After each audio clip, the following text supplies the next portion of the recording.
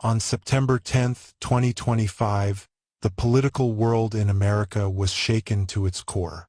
Charlie Kirk, the 31-year-old conservative activist, founder of Turning Point USA, and a powerful voice for youth engagement in politics, was tragically assassinated during a speaking event at Utah Valley University in Orem, Utah.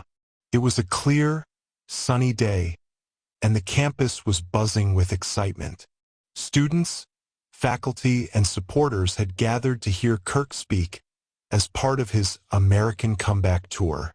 In a hall filled with thousands of people, no one expected that a single deadly shot would change the course of the day, and indeed the nation.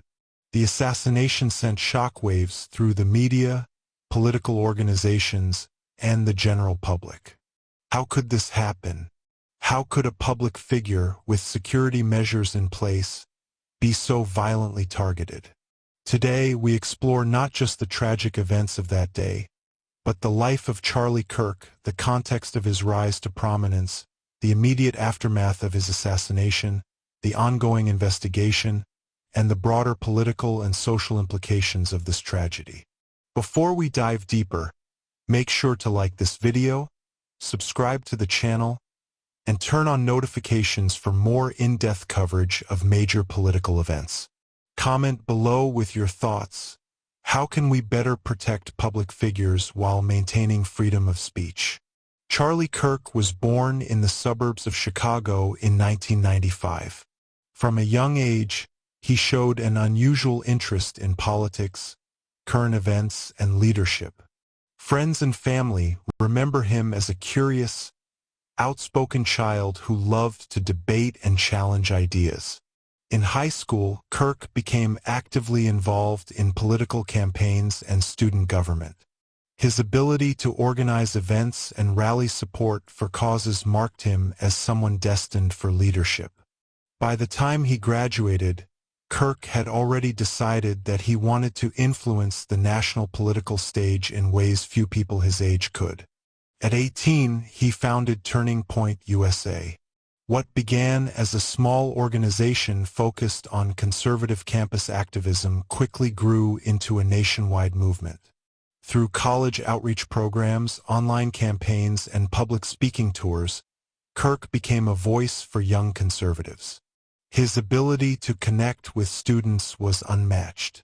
Over the years, Kirk's message resonated with millions of young Americans. He emphasized personal responsibility, political engagement, and the importance of understanding American history and principles. His speeches were often energetic, persuasive, and designed to inspire action. Critics often accused Kirk of divisive rhetoric, but supporters saw him as a beacon of clarity and conviction. His influence extended to major political campaigns, media appearances, and national discussions. By 2025, Charlie Kirk was not just a political activist. He was a symbol of youth engagement and conservative thought in America. The years leading up to Kirk's assassination were marked by increasing political polarization in the United States. Campus protests, social media campaigns, and heated public debates became the norm. Political violence, while still rare, was escalating in both frequency and intensity. Kirk's work was often at the center of these debates. As the founder of Turning Point USA, he was both praised and criticized for mobilizing young people in a way that threatened established political structures. His public speeches were widely covered, and his social media presence was enormous, giving him unprecedented access to a young, politically active audience. By 2025, Kirk had become a national figure whose words could ignite both enthusiasm and anger. His advocacy for conservative principles, combined with his critique of progressive policies, often made him a target for protests and criticism. Security concerns had been raised multiple times in the past, but no one expected the level of violence that would culminate in his assassination. September 10, 2025, started like any other day for Kirk's American Comeback Tour. Utah Valley University had prepared extensively for the event. Security measures included metal detectors, campus police, private security, and surveillance cameras. Despite these precautions, the tragedy struck in a way few could have anticipated. At approximately 12:20 p.m. Mountain Daylight Time, as Kirk delivered his speech to roughly 3,000 attendees, a sniper fired a single shot from the rooftop of the Losi Center, roughly 200 feet away. The bullet struck near Kirk's carotid artery, causing him to collapse immediately. Witnesses described the scene as chaotic and surreal. Emergency responders rushed him to Timpanogos Regional Hospital, but despite their efforts, Kirk was pronounced dead shortly after arrival. The crowd, initially in shock, quickly scattered as authorities secured the scene. Social media videos of the shooting went viral almost immediately, amplifying the national shock and outrage. Authorities quickly released a description of a suspect: a person wearing a black long-sleeve shirt with an American flag design, a black cap, and sunglasses. A $100,000 reward was offered for information leading to their arrest. The FBI and ATF immediately launched a high-priority investigation, treating the case as politically motivated. Eyewitness accounts from students and attendees painted a harrowing picture. Some attempted to provide first aid, while others guided panicked attendees to safety. The rapid response by security and emergency services undoubtedly prevented further casualties. But the question remained: how could this happen, and what gaps in security allowed the shooter to act? News of Kirk's assassination dominated national and international headlines. Leaders from all sides of the political spectrum condemned the act of violence. President Donald Trump announced plans to posthumously award Kirk the Presidential Medal of Freedom, calling him a giant of his generation. Other political leaders, including Vice President J.D. Vance, emphasized the urgent need to combat political violence. Social media erupted with tributes, shared memories, and calls for justice.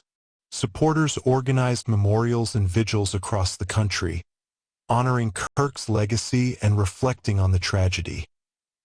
The assassination ignited a broader conversation about the safety of public figures, political polarization, and the rising threat of domestic extremism.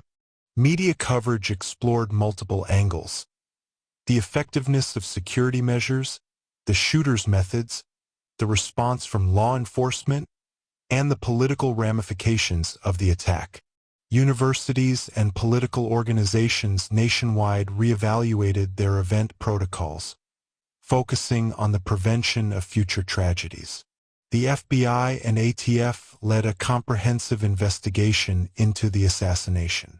Surveillance footage, eyewitness interviews, and forensic analysis were all employed to track the suspect.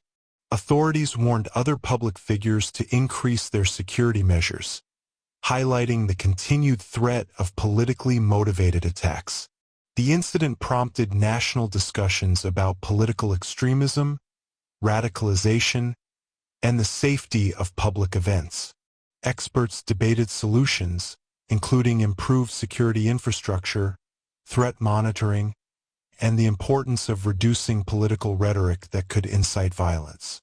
Kirk's assassination also served as a wake-up call to the nation, emphasizing the need to protect democracy while ensuring freedom of expression. Discussions about gun control, domestic terrorism, and social media's role in radicalization became central topics in political discourse following the tragedy. Charlie Kirk's legacy extends beyond his untimely death. He transformed political engagement among young Americans, inspiring tens of thousands to participate in civic life, whether through voting, activism, or campus leadership. The tragedy serves as a sobering reminder of the dangers of political violence and the importance of civil discourse. Memorials, tributes, and educational initiatives continue to honor Kirk's work, reflecting the enduring impact of his contributions. If you found this video insightful, please like, subscribe, and turn on notifications. Share your thoughts in the comments. How can society prevent political violence while maintaining free expression? Your voice matters, and the conversation starts here. And stay tuned as I will be bringing you more update as this case goes.